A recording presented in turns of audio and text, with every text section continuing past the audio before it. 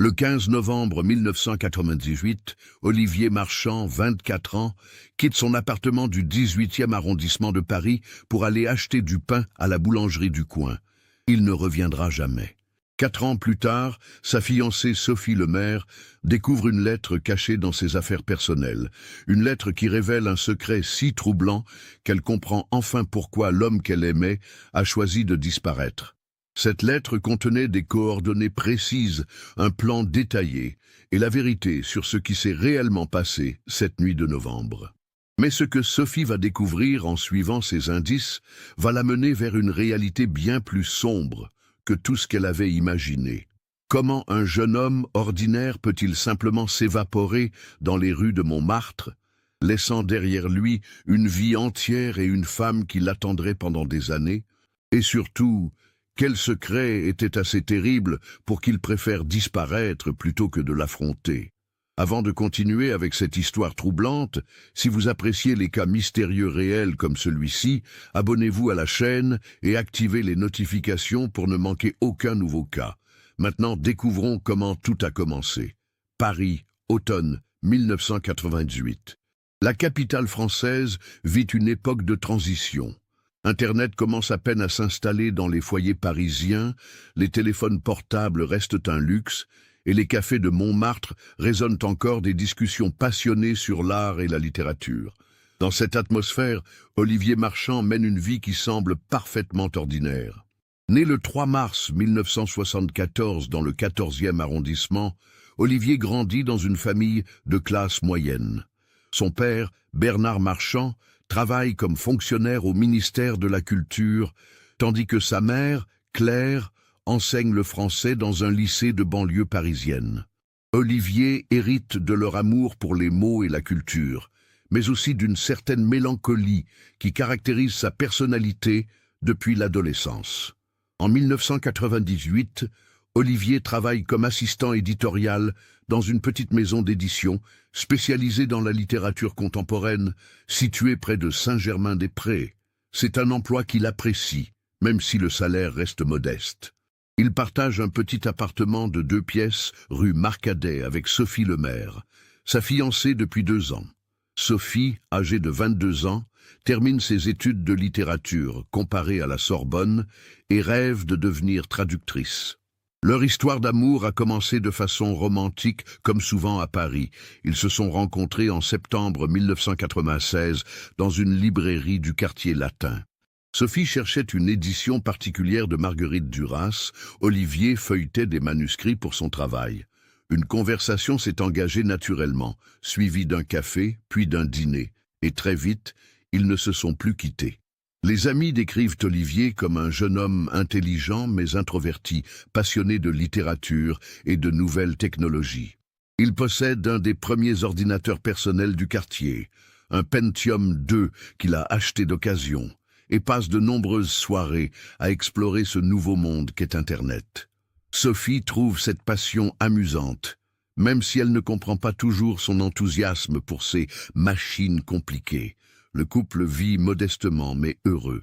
Il fréquente les cinémas du quartier latin, se promène le dimanche dans les jardins du Luxembourg et économise sou par sou pour leur futur mariage prévu pour l'été 1999. Sophie a même déjà choisi sa robe dans une boutique de la rue de Rivoli. Maxime Garnier, le meilleur ami d'Olivier depuis le lycée, décrit un homme qui semblait parfaitement équilibré. Olivier était le type même du Parisien cultivé, se souviendra-t-il plus tard. Il connaissait tous les bons restaurants cachés, les petites librairies d'occasion, les expositions intéressantes.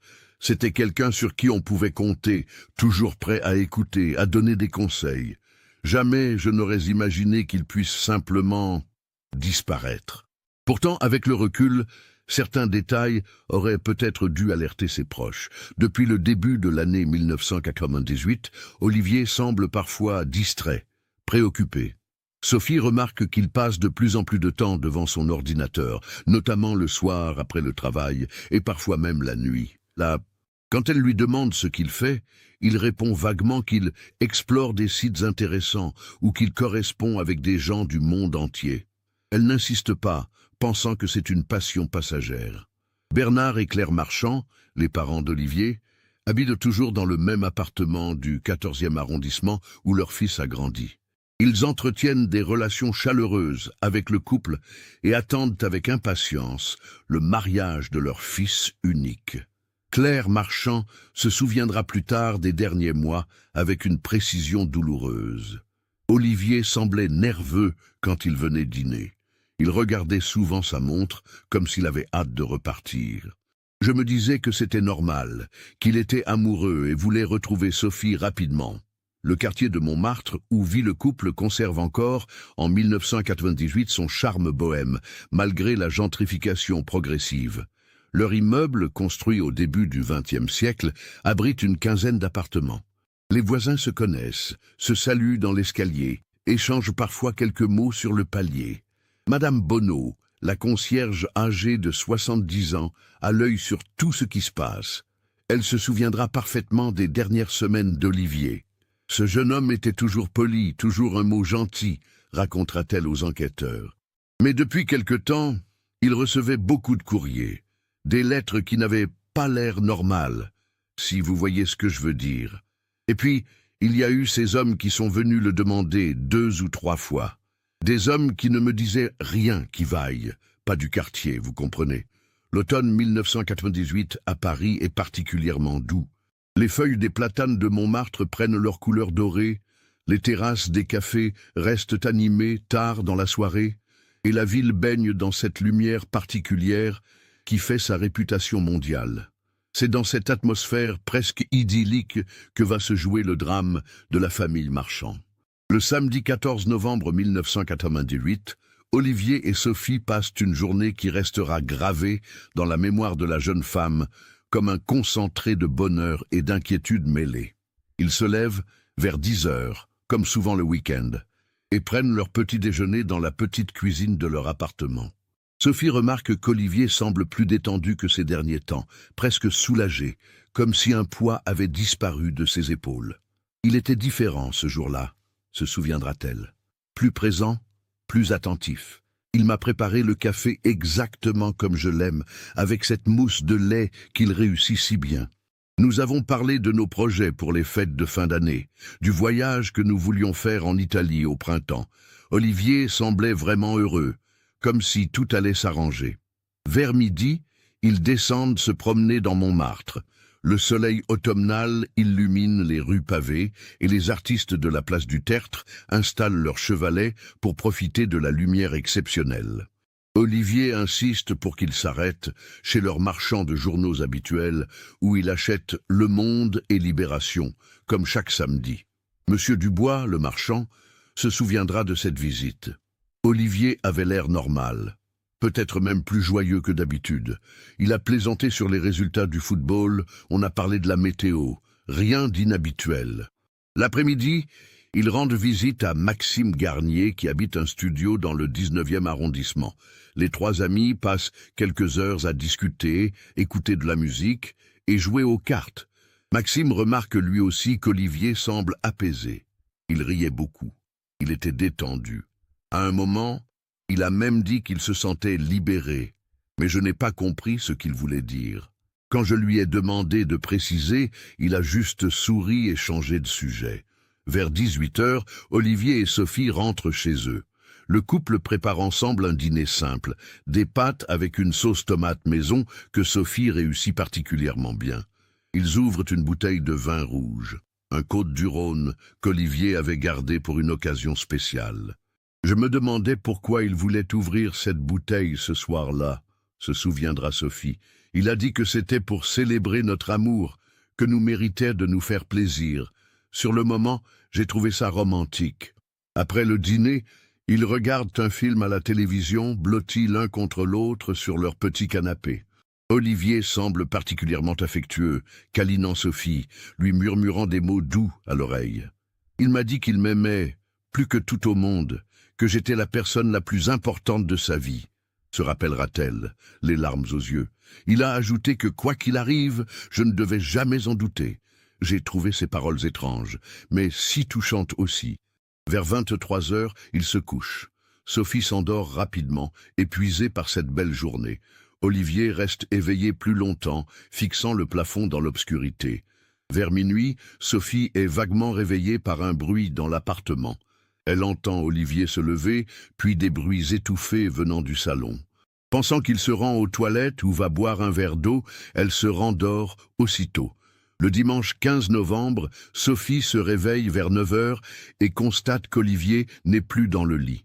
Elle trouve sur la table de la cuisine un petit mot griffonné à la hâte. Parti acheter du pain et croissants pour notre petit déjeuner dominical. Je reviens vite. Je t'aime. Oh. Le mot est écrit au stylo bleu sur un morceau de papier déchiré d'un carnet avec l'écriture caractéristique d'Olivier, penché vers la droite. Sophie sourit en lisant le mot. Olivier a pris l'habitude, depuis quelques mois, d'aller chercher les croissants le dimanche matin à leur boulangerie préférée, située rue Le Pic, à 10 minutes de marche de chez eux. Elle reste au lit quelques minutes de plus, savourant la perspective de ce petit déjeuner dominical qu'ils affectionnent tant tous les deux. Vers 10 heures, Olivier n'est toujours pas rentré. Sophie commence à s'inquiéter légèrement. La boulangerie n'est pas si loin, et même s'il y a parfois la queue le dimanche matin, cela ne devrait pas prendre plus d'une demi-heure. Elle se lève, prend une douche, s'habille, en pensant qu'il va arriver d'une minute à l'autre avec ses croissants et son sourire habituel. À 11 heures, l'inquiétude se transforme en angoisse. Sophie décide de se rendre à la boulangerie pour voir ce qui se passe. Elle descend rapidement la rue Marcadet, tourne dans la rue Le Pic et pousse la porte de la boulangerie Martine, leur établissement habituel. Martine Leclerc, la propriétaire qu'ils connaissent bien, l'accueille avec surprise. « Sophie, bonjour ma petite, vous venez pour vos croissants du dimanche, mais Olivier n'est pas passé ce matin. J'étais justement étonné, vous venez toujours vers 9h30 le dimanche. » Le cœur de Sophie se serre. Elle remercie Martine et ressort précipitamment. Peut-être Olivier est-il allé dans une autre boulangerie? Peut-être a-t-il rencontré quelqu'un en chemin? Elle fait le tour du quartier, vérifie les autres boulangeries ouvertes, interroge quelques commerçants qu'ils connaissent. Personne n'a vu Olivier ce matin. De retour à l'appartement vers midi, Sophie trouve l'appartement exactement dans l'état où elle l'a laissé. Le lit n'est pas fait côté d'Olivier. Ses vêtements de la veille sont encore sur la chaise. Son portefeuille.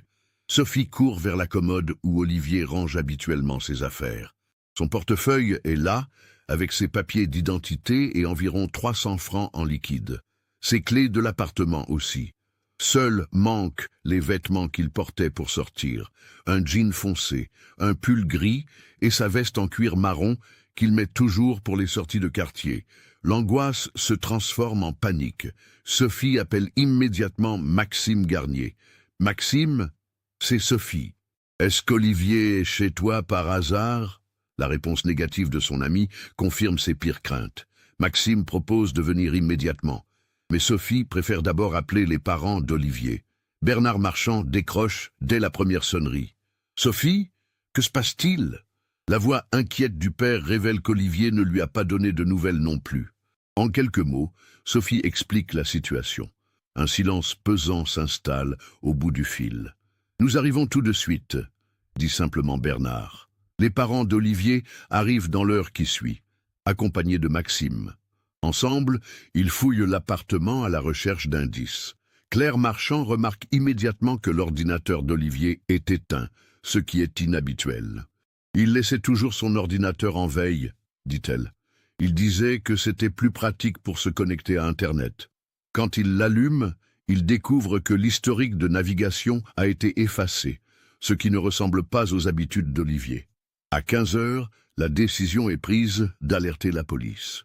Bernard Marchand se rend au commissariat du 18e arrondissement pour déposer une déclaration de disparition inquiétante. L'accueil est professionnel, mais peu encourageant. « Monsieur Marchand, votre fils est majeur. Il a le droit de partir où il veut sans prévenir. Nous devons attendre 48 heures avant d'ouvrir une enquête officielle, explique l'agent d'accueil. Cependant, l'inspecteur Laurent Dufour, un homme d'une quarantaine d'années aux cheveux grisonnants et au regard perçant, accepte de recevoir Bernard officieusement. Il écoute attentivement le récit de la disparition et prend des notes détaillées. « Ce qui m'intrigue, dit-il, c'est que votre fils soit parti sans ses papiers et sans argent. S'il avait prévu de s'absenter même quelques heures, il aurait pris au moins ses clés. Et puis, ce mot laissé à sa fiancée, pourquoi préciser qu'il allait acheter du pain s'il avait l'intention de disparaître? L'inspecteur Dufour décide d'anticiper la procédure et commence discrètement ses vérifications dès le dimanche soir. Il fait vérifier les hôpitaux parisiens, au cas où Olivier aurait été victime d'un accident. Il contacte aussi ses collègues des autres arrondissements pour signaler la disparition. Aucun jeune homme correspondant à la description d'Olivier n'a été admis aux urgences cette nuit-là. Le dimanche soir, Sophie ne dort pas. Elle reste assise dans le salon, à regarder la porte d'entrée, espérant entendre les pas d'Olivier dans l'escalier, le bruit de ses clés dans la serrure. Chaque bruit de l'immeuble la fait sursauter. Claire Marchand reste avec elle, tandis que Bernard et Maxime organisent des recherches pour le lendemain matin. Ce qu'aucun d'entre eux ne sait, c'est qu'à quelques kilomètres de là, dans les eaux sombres de la Seine qui coulent silencieusement vers la mer, une veste en cuir marron dérive lentement vers l'aval, emportant avec elle les dernières traces visibles du passage d'Olivier Marchand dans les rues de Paris. Mais cette veste et les secrets qu'elle pourrait révéler ne sera découverte que bien plus tard, quand la vérité aura enfin trouvé son chemin vers la lumière. Les premiers mois qui suivent la disparition d'Olivier transforment profondément la vie de tous ceux qui l'aimaient. Sophie, d'abord paralysée par l'incompréhension, oscille entre espoir et désespoir avec une régularité qui inquiète ses proches. Certains jours, elle est convaincue qu'Olivier va pousser la porte de l'appartement avec son sourire habituel et une explication logique à son absence. D'autres jours, elle sombre dans une mélancolie si profonde que Claire Marchand doit venir la forcer à manger et à sortir de chez elle. L'enquête officielle, menée par l'inspecteur Dufour, suit son cours méthodique. Les témoignages sont recoupés, les hôpitaux de la région parisienne contactés, les gares surveillées. L'ordinateur d'Olivier est confisqué et analysé par les services techniques, mais l'effacement de l'historique limite considérablement les investigations.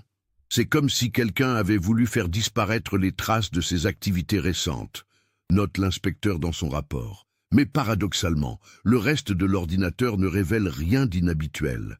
Pas de correspondance suspecte, pas de site étrange dans les favoris sauvegardés. Au printemps 1999, 6 mois après la disparition, Sophie prend une décision difficile mais nécessaire. Elle abandonne ses études à la Sorbonne. « Je n'arrivais plus à me concentrer », expliquera-t-elle plus tard. Chaque cours de littérature me rappelait nos discussions sur les livres, chaque couloir de l'université évoquait nos rendez-vous entre les cours. J'avais l'impression de trahir Olivier en continuant ma vie comme si de rien n'était. Elle trouve un emploi de vendeuse dans une librairie du quartier latin, le Procope littéraire, non loin de l'endroit où elle avait rencontré Olivier. Le propriétaire, M. Vernet, un homme âgé aux cheveux blancs et aux mains tachées d'encre, l'embauche davantage par compassion que par nécessité. Cette jeune femme avait quelque chose de brisé dans le regard, se souviendra-t-il. Mais elle connaissait les livres, elle savait en parler aux clients, et puis je sentais qu'elle avait besoin de s'occuper l'esprit. L'appartement de la rue Marcadet devient rapidement trop lourd à supporter pour Sophie. Chaque objet rappelle Olivier. Sa tasse de café préférée, ses livres annotés, ses vêtements qui portent encore son odeur.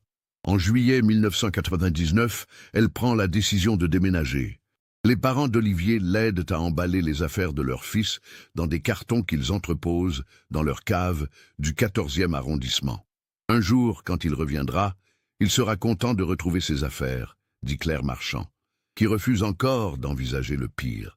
Sophie emménage dans un studio beaucoup plus petit, rue de la Huchette, toujours dans le 5e arrondissement.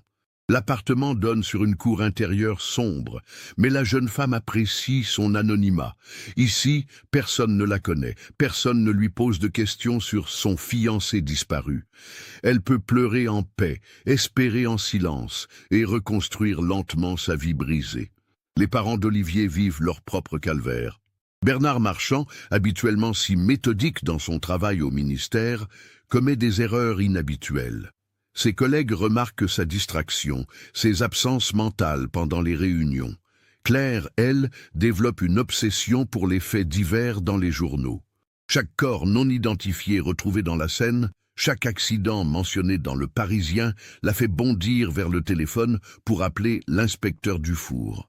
Les parents d'Olivier vivaient un enfer particulier, se souvient l'inspecteur. Ils étaient pris entre l'espoir que leur fils soit encore vivant quelque part et la nécessité pratique d'accepter sa mort présumée. Monsieur Marchand venait au commissariat tous les mois, ponctuellement, pour demander s'il y avait du nouveau. Jamais d'agressivité, jamais de reproche, juste cette question terrible dans ses yeux. « Avez-vous retrouvé mon fils ?» L'automne 1999 marque un tournant dans l'enquête. Un jogger matinal découvre dans les roseaux près du pont de Grenelle une veste en cuir marron, partiellement décomposée par son séjour dans l'eau. L'inspecteur Dufour fait immédiatement le rapprochement avec la description des vêtements portés par Olivier le jour de sa disparition. Sophie et les parents identifient formellement la veste. Dans une poche intérieure, miraculeusement préservée par la doublure plastifiée, les techniciens trouvent un ticket de métro daté du 15 novembre 1998 et un reçu d'un café de Montmartre horodaté à 8h47 le même jour. Cette découverte relance l'enquête, mais apporte plus de questions que de réponses. Si Olivier portait cette veste quand il a disparu, comment s'est-elle retrouvée dans la Seine ? S'interroge l'inspecteur. A-t-il sauté d'un pont ? A-t-il été poussé ? Ou bien s'agit-il d'une mise en scène ? Les analyses révèlent que la veste a séjourné dans l'eau pendant plusieurs mois, ce qui correspond à la chronologie de la disparition, mais aucune trace de sang ou de violence n'est détectable après ce long séjour aquatique. Pour Sophie, cette découverte représente un coup terrible. Tant qu'on n'avait rien trouvé, je pouvais imaginer qu'Olivier était parti volontairement, qu'il reviendrait un jour m'expliquer, confiera-t-elle des années plus tard. Mais cette veste dans la Seine, c'était comme si on m'arrachait mes derniers espoirs. L'année 2000 s'écoule dans une sorte de routine douloureuse.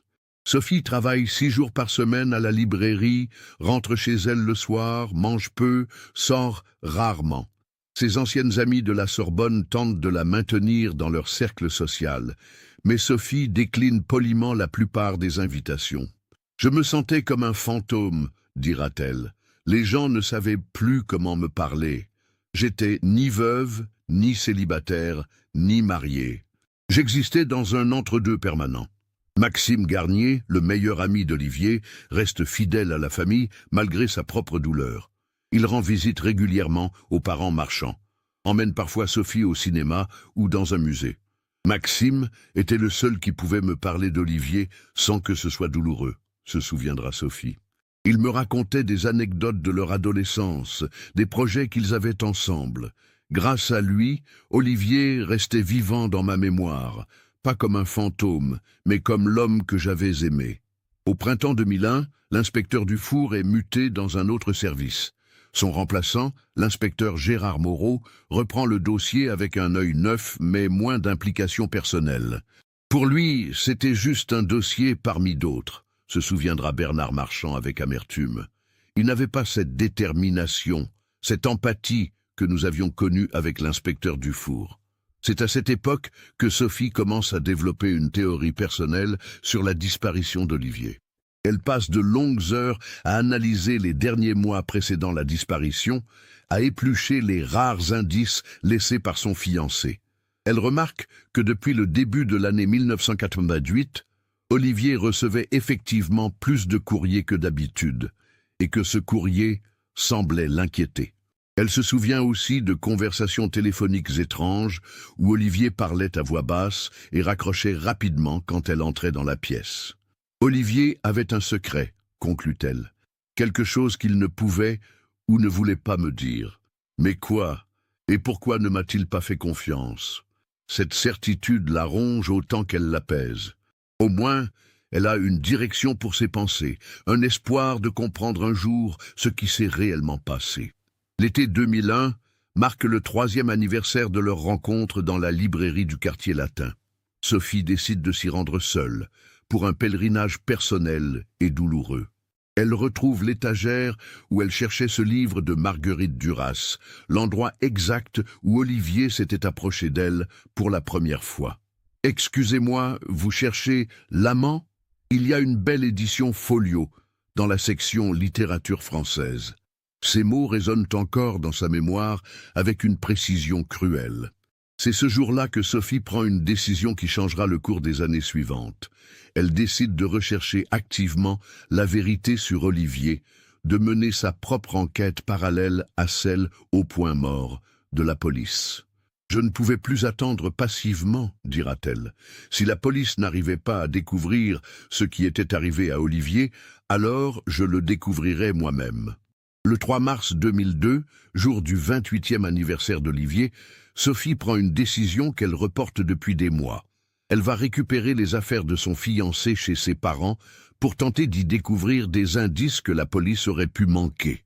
Claire et Bernard Marchand accueillent cette initiative avec un mélange de soulagement et d'appréhension. Sophie avait besoin de faire quelque chose, explique Claire Marchand. Ces 4 années d'attente passive l'avaient épuisée. Bernard et moi, nous avions remarqué qu'elle maigrissait, qu'elle parlait de moins en moins. Quand elle nous a demandé si elle pouvait examiner les affaires d'Olivier, nous avons pensé que cela pourrait l'aider, d'une façon ou d'une autre. Ce samedi de mars, Sophie descend dans la cave de l'immeuble des parents d'Olivier, accompagnée de Bernard. La cave est humide et faiblement éclairée par une ampoule nue qui se balance au bout de son fil. Dans un coin, soigneusement empilés et étiquetés de l'écriture méticuleuse de Claire, 7 cartons contiennent tout ce qui reste de la vie matérielle d'Olivier Marchand. Sophie ouvre le premier carton avec des gestes lents, presque religieux. Elle y trouve les vêtements d'Olivier, ses pulls préférés, ses chemises, ses jeans. L'odeur de lessive et de renfermé a depuis longtemps remplacé son parfum familier. Mais toucher ces tissus réveille en elle une émotion si violente qu'elle doit s'asseoir sur une caisse en bois pour reprendre son souffle. Le deuxième carton contient les livres d'Olivier, soigneusement rangés par Claire dans l'ordre alphabétique. Sophie reconnaît ses éditions préférées, Camus, Sartre, Duras, quelques romans policiers qu'il lisait pour se détendre. En feuilletant L'étranger, elle découvre des annotations marginales de la main d'Olivier, des passages soulignés, des réflexions griffonnées dans les marges. Il y avait quelque chose de troublant à lire ses pensées à travers ses notes, se souviendra-t-elle, comme s'il me parlait encore, 4 ans après sa disparition. Les cartons suivants révèlent les objets du quotidien. Sa chaîne stéréo, ses CD soigneusement rangés dans leur boîtier, quelques bibelots sans valeur, mais chargés de souvenirs, des photos de leur couple prises avec un appareil jetable. Sophie s'attarde sur ces clichés qui témoignent de moments heureux. Leurs vacances en Normandie, l'été 1997, une soirée chez des amis, leur dernière fête de Noël ensemble. C'est en ouvrant le 6e carton que Sophie fait une découverte qui va changer le cours de sa quête de vérité. Au fond du carton, sous une pile de magazines informatiques qu'Olivier collectionnait, elle trouve une chemise cartonnée bleue qu'elle ne reconnaît pas. La chemise porte une étiquette manuscrite, correspondance importante, à conserver. L'écriture est celle d'Olivier, mais Sophie n'a jamais vu cette chemise dans leur appartement.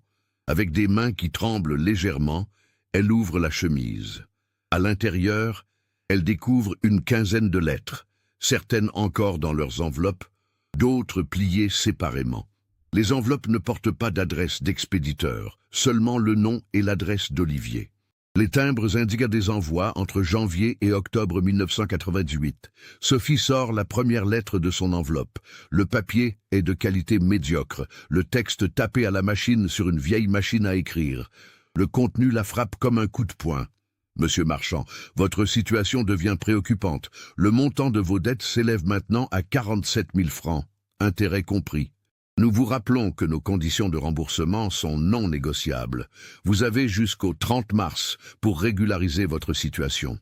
Passé ce délai, nous serons contraints de prendre des mesures plus fermes. Cordialement à elle. Sophie relit la lettre plusieurs fois, incrédule. Olivier avait des dettes.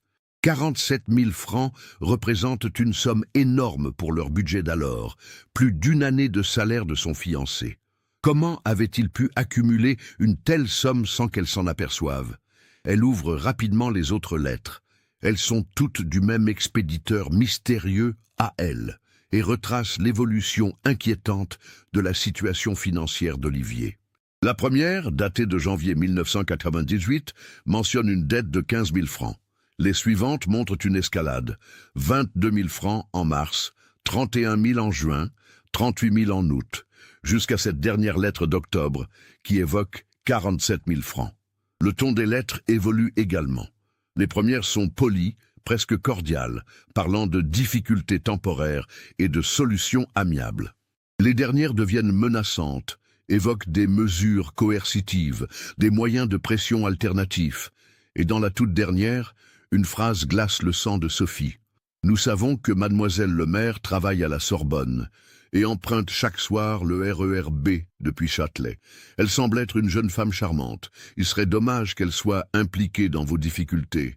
Sophie lâche la lettre qui tombe à ses pieds.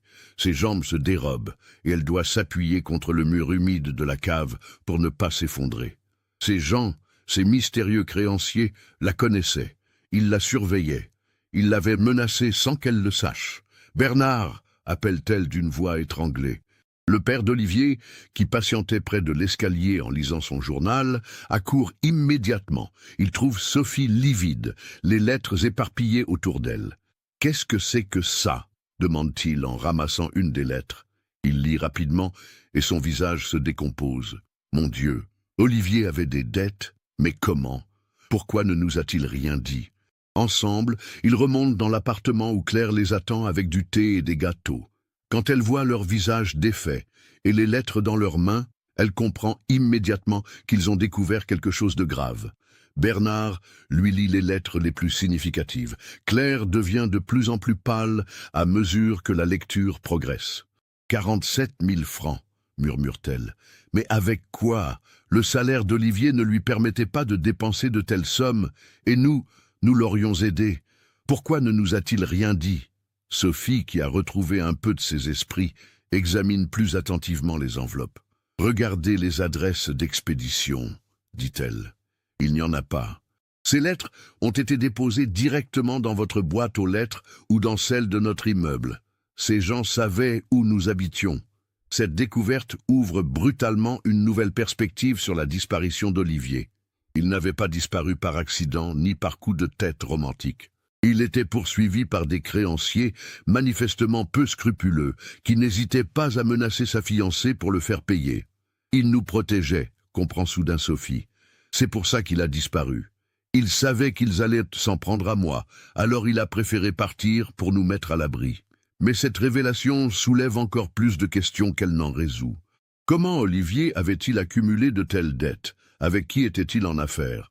Et surtout, qu'est-ce qui lui était arrivé après sa disparition?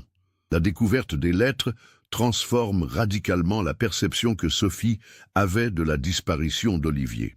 Cette nuit-là, dans son petit studio de la rue de la Huchette, elle reste éveillée jusqu'à l'aube, relisant chaque lettre, analysant chaque détail, essayant de reconstituer la chronologie des événements. Le lendemain matin, elle prend une décision qui aurait semblé impensable quelques heures plus tôt. Elle va contacter l'inspecteur Moreau pour lui communiquer ses nouvelles preuves. Mais quand elle arrive au commissariat du 18e arrondissement, elle apprend que l'inspecteur est en congé maladie pour 2 semaines. Son remplaçant temporaire, un jeune policier visiblement débordé, jette un œil distrait aux lettres. « Écoutez, mademoiselle, ces lettres ne prouvent pas grand-chose, » dit-il avec un manque d'intérêt qui indigne Sophie. « Votre fiancé avait des dettes, d'accord. Ça arrive à beaucoup de gens. Ça ne veut pas dire qu'il lui soit arrivé quelque chose de grave. Il a peut-être simplement décidé de quitter Paris pour échapper à ses créanciers. Mais il me menaçait, insiste Sophie. Regardez cette lettre. Il connaissait mes horaires, mes trajets. Ces gens sont dangereux. » Le policier soupire. « Mademoiselle, cela fait 4 ans que votre fiancé a disparu. S'il y avait eu crime, nous aurions trouvé d'autres preuves. Je vais noter ces lettres au dossier, mais sincèrement, je pense qu'il faut que vous acceptiez l'idée qu'Olivier ait pu partir volontairement. » Sophie ressort du commissariat, révoltée par cette réaction. Elle comprend qu'elle ne peut compter que sur elle-même pour découvrir la vérité. De retour chez elle, elle étale les lettres sur sa petite table et commence une analyse méthodique. Première observation. Les lettres sont tapées sur une machine à écrire électrique, probablement une IBM ou une Olivetti des années 1980. Certaines lettres présentent des défauts caractéristiques. Le E est légèrement surélevé. Le T laisse parfois une trace plus foncée. Ces détails pourraient permettre d'identifier la machine si elle la trouvait. Deuxième observation. Le papier utilisé est de qualité standard, disponible dans n'importe quelle papeterie, mais toutes les lettres utilisent exactement le même type. Cela suggère que l'expéditeur avait constitué un stock de ce papier particulier. Troisième observation, la plus troublante, les lettres révèlent une connaissance précise des habitudes d'Olivier et de Sophie. A.L. sait où ils habitent, où Sophie étudie, quel transport elle emprunte, à quelles heures elle rentre. Cette surveillance implique une organisation, des moyens, peut-être plusieurs personnes. Sophie décide de se rendre dans leur ancien appartement de la rue Marcadet pour interroger Madame Bonneau, la concierge. Peut-être a-t-elle remarqué quelque chose d'inhabituel dans les derniers mois de 1998. Madame Bonneau, maintenant âgée de 74 ans, accueille Sophie avec émotion. « Ma petite Sophie, comme vous m'avez manqué, vous étiez si pâle quand vous avez déménagé. J'espère que vous allez mieux maintenant. » Sophie lui explique sa découverte et lui montre quelques-unes des lettres. Le visage de la concierge se ferme progressivement. « Ah, ces lettres-là !» dit-elle. « Je me souviens très bien. Elles arrivaient toujours le mercredi matin, déposées directement dans votre boîte. Jamais par la poste normale. Et puis, il y a eu ces hommes... » « Quels hommes ?» demande Sophie, le cœur battant. « 2 hommes, toujours les mêmes. Ils sont venus plusieurs fois dans les derniers mois de 1998. Ils demandaient Olivier, ils disaient qu'ils avaient rendez-vous avec lui. Mais quelque chose ne me plaisait pas chez eux. Ils n'avaient pas l'air de ses amis habituels, vous comprenez.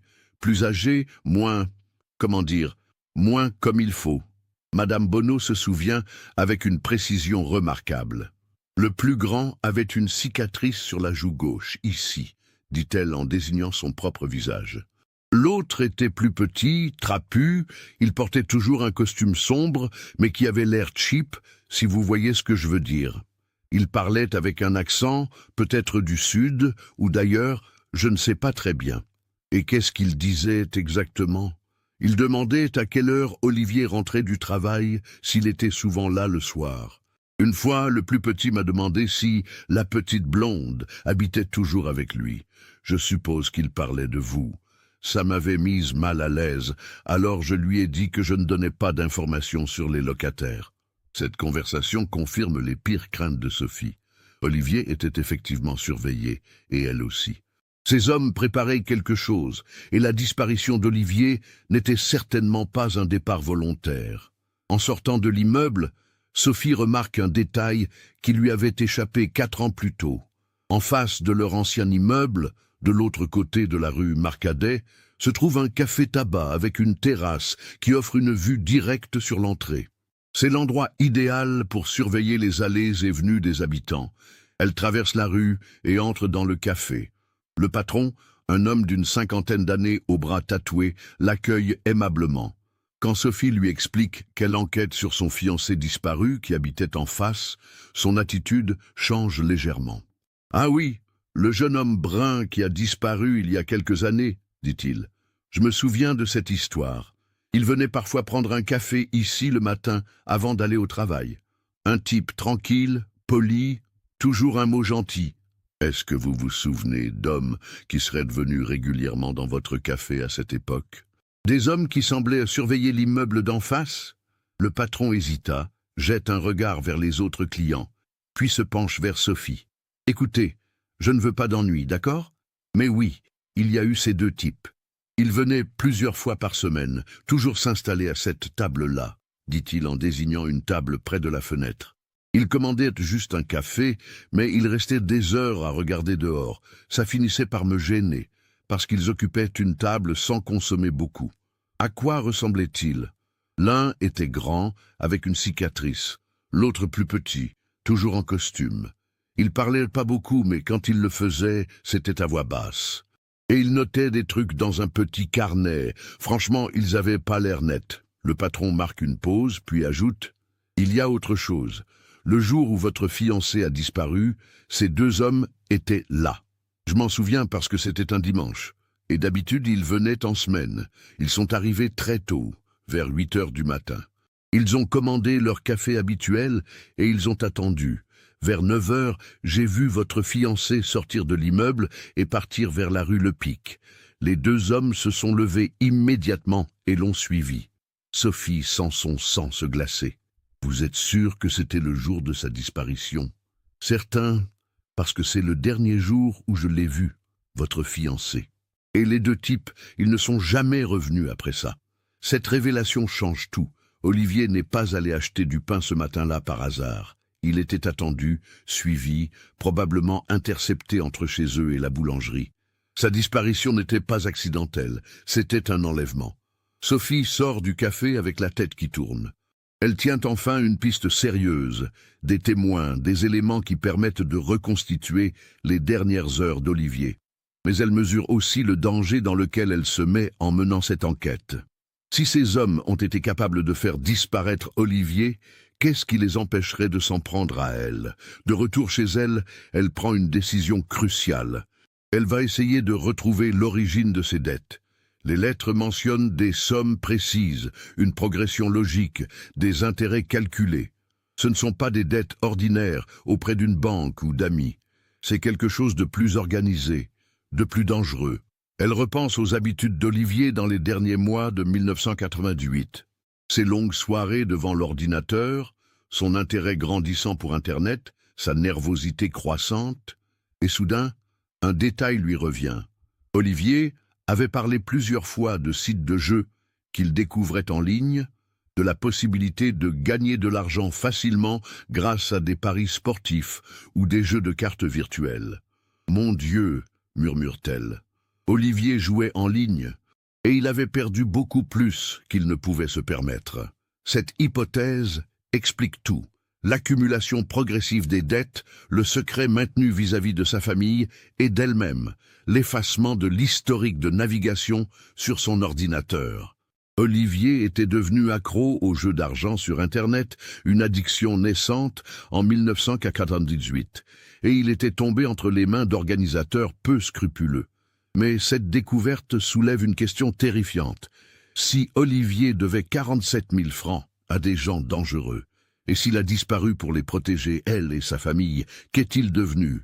Est-il encore vivant quelque part, caché, ou bien ses créanciers ont-ils fini par le rattraper? Pour la première fois depuis 4 ans, Sophie a l'impression de tenir le début d'une véritable explication. Mais elle comprend aussi qu'elle vient d'ouvrir une porte sur un monde beaucoup plus sombre et dangereux qu'elle ne l'avait imaginé. Et au fond d'elle-même, une peur sourde commence à grandir. Et si, en cherchant la vérité sur Olivier, elle attirait l'attention de ceux qui l'avaient fait disparaître? Le 15 novembre 2002, exactement 4 ans après la disparition d'Olivier, Sophie prend une décision qui va changer définitivement sa vie. Elle retourne fouiller une dernière fois dans les affaires de son fiancé, cette fois avec la certitude qu'il lui a laissé un message, quelque part, pour lui expliquer la vérité. Cette intuition lui est venue la nuit précédente, après un rêve troublant, où elle voyait Olivier écrire une lettre à la lueur d'une bougie, dans un endroit qu'elle ne reconnaissait pas.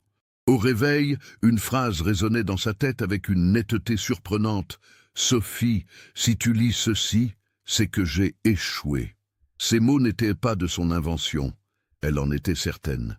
C'était un souvenir, peut-être une phrase qu'Olivier avait prononcée ou qu'elle avait lue quelque part. Dans la cave des parents marchands, Sophie ouvre cette fois le 7e et dernier carton, celui qu'elle avait négligé lors de sa première visite. Il contient les objets les plus personnels d'Olivier. Son carnet d'adresses, ses agendas des années précédentes, quelques souvenirs d'enfance que Claire avait voulu préserver. Au fond du carton, enveloppé dans un pull en laine, elle trouve une petite boîte en métal qui servait autrefois à ranger des bonbons. En l'ouvrant, Sophie découvre d'abord des photos de leur couple qu'elle ne connaissait pas, puis quelques bijoux de famille d'Olivier, et enfin, glissée contre le couvercle, une enveloppe cachetée portant son nom d'une écriture qu'elle connaît par cœur. Ses mains tremblent tellement qu'elle a du mal à déchirer l'enveloppe. La lettre, écrite à la main sur plusieurs pages, est datée du 14 novembre 1998, la veille de la disparition d'Olivier. Les premiers mots la saisissent immédiatement. « Ma Sophie chérie, si tu lis cette lettre, c'est que j'ai échoué dans ma tentative de nous sortir de cette situation impossible. Je t'écris ces lignes en sachant que demain je vais peut-être mourir, mais aussi en espérant que tu ne les liras jamais parce que tout se sera bien passé. » Sophie doit s'interrompre pour reprendre son souffle. La suite de la lettre révèle enfin toute la vérité. Depuis le début de cette année, j'ai développé une addiction que je n'arrive pas à contrôler. Les sites de jeux en ligne, les paris sportifs, les parties de poker virtuelles. Au début, je gagnais parfois, et cette euphorie me faisait croire que je pouvais gagner de l'argent facilement pour notre mariage, pour notre avenir. Mais j'ai commencé à perdre, beaucoup, et au lieu d'arrêter, j'ai continué en espérant me refaire. Les gens avec qui je joue ne sont pas des organisateurs légaux. Ils appartiennent à un réseau dirigé par un homme que je ne connais que sous les initiales AL, André Lorenzi. Quand mes dettes ont atteint des sommes que je ne pouvais plus rembourser, ils ont commencé à me faire chanter. Puis, ils ont menacé de s'en prendre à toi. Sophie, tu dois savoir que j'ai tout essayé pour sortir de cette spirale. J'ai même rencontré Lorenzi en personne, dans un entrepôt près de Roissy, pour négocier un délai. C'est là que j'ai compris à quel point ces gens sont dangereux. Lorenzi m'a montré des photos de toi, prises à ton insu. Toi sortant de la Sorbonne, toi dans le métro, toi entrant dans notre immeuble. Il m'a dit que si je ne payais pas rapidement, tu deviendrais leur garantie. J'ai alors pris une décision terrible. J'ai fait semblant d'accepter de leur donner des informations sur les paris truqués de leur réseau, en échange de ma dette. Pendant 2 mois, j'ai collecté des preuves. Nom, date, somme, méthode. J'ai tout noté, tout photographié avec l'appareil jetable que j'avais acheté spécialement. Mon plan était de rassembler assez d'éléments pour les faire arrêter par la police. Mais hier, Lorenzi m'a téléphoné. Il sait que je l'espionne. Il m'a donné rendez-vous demain matin, dimanche 15 novembre, à 9 h, au Café de la Paix près de l'Opéra. Il dit qu'il veut discuter de ma situation, mais je sais qu'il ne me laissera pas repartir vivant. Sophie, toutes les preuves que j'ai rassemblées sont cachées dans notre endroit secret, là où nous avons gravé nos initiales lors de notre première escapade à Fontainebleau, près du Rocher des Demoiselles. Coordonnées exactes, 48 degrés 24 18 N, 2 degrés grand 1 32 E. Elles sont dans une boîte étanche, enterrée à 2 mètres du chêne marqué d'une croix que j'ai gravée dans l'écorce. Si quelque chose m'arrive, utilise ces preuves pour détruire le réseau de Lorenzi. Mais surtout, ne cherche pas à me venger. Pars loin de Paris, change de nom si nécessaire, et vis la vie heureuse que tu mérites. Je pars demain matin avec l'espoir fou de convaincre Lorenzi que je peux lui être plus utile vivant que mort. Je vais lui proposer un marché. Ma collaboration totale contre votre sécurité, à toi et à mes parents. Peut-être acceptera-t-il, peut-être pourrons-nous reprendre notre vie normale. Mais si tu lis cette lettre, c'est que j'ai échoué. Dans ce cas, sache que ma dernière pensée aura été pour toi, pour notre amour, pour la vie que nous aurions pu avoir ensemble. Tu es la plus belle chose qui me soit arrivée, Sophie. Ne gâche pas ta vie à me pleurer. Aime à nouveau, sois heureuse, et souviens-toi de moi comme de l'homme qui t'aimait plus que sa propre vie. Je t'aime pour l'éternité. Olivier. Sophie termine la lecture de la lettre dans un état de choc absolu. Tout devient clair. Le petit mot laissé le matin du 15 novembre était un mensonge, une mise en scène pour ne pas l'inquiéter. Olivier n'allait pas acheter du pain. Il allait à un rendez-vous mortel en espérant sauver leur couple et leur vie. Les coordonnées mentionnées dans la lettre correspondent effectivement à leur lieu de promenade préféré, en forêt de Fontainebleau, où ils avaient l'habitude de passer leurs dimanches d'été. Sophie se souvient parfaitement du chêne centenaire près duquel ils s'asseyaient souvent pour pique-niquer et où Olivier avait gravé leurs initiales dans un cœur, le jour où il l'avait demandé en mariage. Sans perdre un instant, Sophie contacte Maxime et les parents d'Olivier. En quelques mots, elle leur explique sa découverte. Bernard Marchand, en entendant le nom d'André Lorenzi, devient livide. « Je connais ce nom », dit-il. Il y a eu une enquête au ministère il y a 3 ans sur un réseau de paris truqués qui blanchissait de l'argent sale. Le dossier mentionnait un André Lorenzi, mais il avait disparu avant d'être arrêté. Le dimanche 16 novembre 2002, Sophie, Maxime et Bernard se rendent ensemble en forêt de Fontainebleau. Ils trouvent facilement le chêne marqué de la croix gravée par Olivier. À 2 mètres de l'arbre, la terre présente effectivement un léger affaissement, comme si elle avait été remuée puis tassée. Avec des outils empruntés à Bernard, ils creusent pendant 1 heure avant de découvrir une boîte en plastique étanche, parfaitement conservée. À l'intérieur, ils trouvent un véritable dossier d'enquête constitué par Olivier. Des dizaines de photos prises en cachette, des listes de noms et d'adresses, des relevés de transactions, des enregistrements audio sur mini-cassettes et même des photocopies de documents comptables. Les preuves rassemblées par Olivier révèlent l'ampleur du réseau dirigé par André Lorenzi. Un système de paris truqué international, avec des ramifications en Belgique et en Suisse, qui brassait plusieurs millions de francs par mois. Les documents montrent que Lorenzi ne se contentait pas d'organiser des jeux illégaux. Il utilisait les dettes de ses victimes pour les transformer en blanchisseurs d'argent malgré eux. Parmi les photos, Sophie reconnaît les 2 hommes qui surveillaient leur immeuble, Gérard Mattei et Jean-Claude Rossi, les collecteurs de Lorenzi, chargés de récupérer les dettes par tous les moyens nécessaires. D'autres photos montrent l'entrepôt de Roissy mentionné dans la lettre, avec des plaques d'immatriculation clairement visibles. Mais la découverte la plus troublante se trouve dans les dernières notes d'Olivier, datées du 14 novembre 1998. Lorenzi sait que je l'espionne. Il m'a tendu un piège. Le rendez-vous de demain n'est pas une négociation, c'est une exécution. Mais je n'ai plus le choix. Si je ne viens pas, ils s'en prendront à Sophie immédiatement. Le 18 novembre 2002, accompagnée d'un avocat recommandé par Bernard Marchand, Sophie se présente au commissariat central de Paris avec l'intégralité du dossier constitué par Olivier. Cette fois, l'accueil est radicalement différent. L'ampleur des preuves et la gravité des accusations mobilisent immédiatement les services spécialisés dans la criminalité organisée. Le commandant Patricia Moreau, de la brigade de répression du banditisme, prend personnellement en charge l'affaire. Ces documents sont exceptionnels, déclare-t-elle à Sophie. Votre fiancé a constitué un dossier d'une précision remarquable. Nous allons pouvoir démanteler tout le réseau. L'enquête qui suit mobilise des dizaines de policiers pendant 6 mois. Les coordonnées GPS relevées par Olivier permettent de localiser l'entrepôt de Roissy, où les enquêteurs découvrent des documents comptables confirmant les accusations. Les plaques d'immatriculation photographiées conduisent à l'arrestation de Gérard Mattei et Jean-Claude Rossi, qui acceptent rapidement de coopérer avec la justice en échange d'une réduction de peine. Leurs aveux révèlent enfin le sort d'Olivier Marchand. Le 15 novembre 1998, Olivier s'est effectivement rendu au rendez-vous fixé par André Lorenzi au Café de la Paix. Mais Lorenzi ne s'y trouvait pas. À la place, Mattei et Rossi l'attendaient.